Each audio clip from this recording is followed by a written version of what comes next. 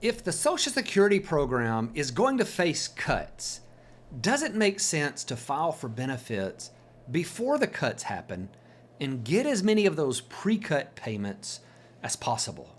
Would filing early actually give you a financial advantage? Well, I think this is an important question to answer because of some of the data that's coming out that shows there's been a big increase in the number of people who are filing for Social Security early so far in 2025 compared to 2024.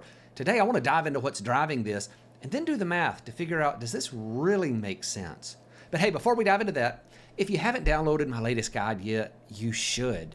I'm shocked at how many people have already downloaded this, and no one, not a single person, has asked for a refund on this. Okay, maybe it's free, and that's why, but I have gotten a lot of feedback from people saying things like, I can't believe this is free. This is something you really ought to be charging for. And it does have a lot of great information in it. This free download is the one critical shift you must make before retirement. And if you look at the data, it's easy to see that the wrong portfolio strategy in early retirement can do a lot of lasting damage, even if you've been a really good saver.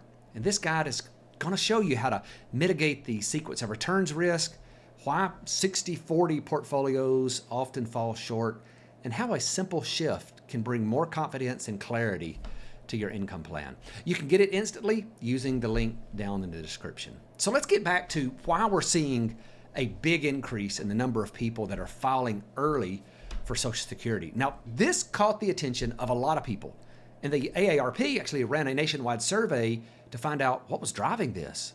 And when they did this survey, they looked at two different groups. Those who had recently started receiving benefits or are really close to filing for those benefits, and those who had already been receiving benefits for at least a year. Now, I thought the results were surprising, and I'm not surprised all that easily. So among the group that had just filed or were about to file, almost half, 49%, said filing early was because they were concerned about the Social Security program running out of money. And here's what's interesting. Only 16% of those who filed a year or more ago said that was their reason. So this has been a massive jump from 16% to 49% of early filers saying that they were filing early because they were afraid of future cuts to benefits.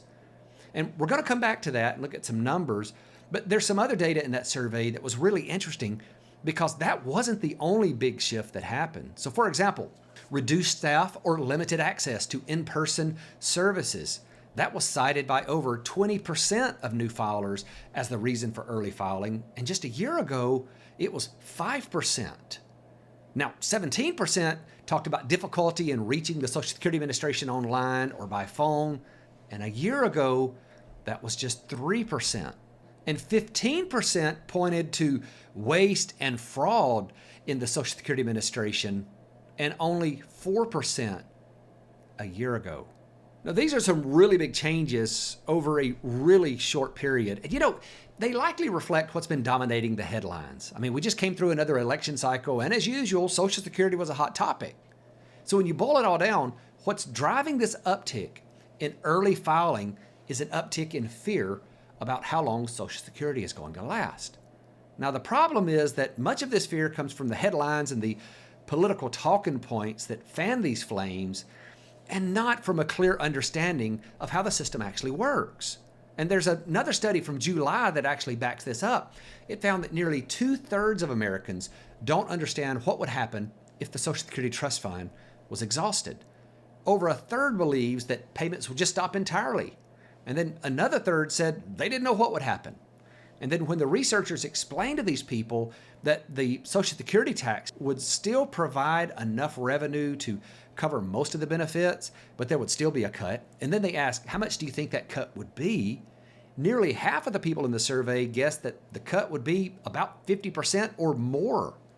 And we know that's certainly not true because the 2025 Social Security Trustees Report estimates that the reduction would be between 19 and 23%. So as usual, misinformation and the unwillingness of some to dig deeper than the talking points of their chosen political party is leading to making some really bad decisions. But I do think it's worthwhile to quickly address the biggest fear driving people to file early for Social Security, and that's the fear of the program being cut. So the idea is that if cuts are coming, you should start collecting checks before the cuts happen, and you can get as many pre-cut payments as possible. And what I think some people miss is that if cuts happen, those cuts are going to be across the board. And whether you start benefits early or you wait until later, under current law, your benefit's going to be reduced by the same percentage. Filing early is not going to protect you from cuts. But the question is, would filing early give you a financial advantage if in fact the program did face cuts? Well, let's look at the numbers. Suppose your full retirement age benefit is $3,000 a month. The easiest way to look at this is to compare the break-even age for two different filing ages. And in this case, we'll use 62 and 67 and see where that break-even point lands with and without cut. And to be clear, here's what break-even really means. If you start at 62, you'll collect smaller checks for more years, and if you wait until 67, you'll collect bigger checks, but for fewer years. The break-even age is simply the point where the cumulative benefits received from waiting cross over the cumulative benefits from filing early. After that point, the person who waited to file would be ahead. So without cuts, the break-even point, again, the age where waiting pays off, is between 75 and 76.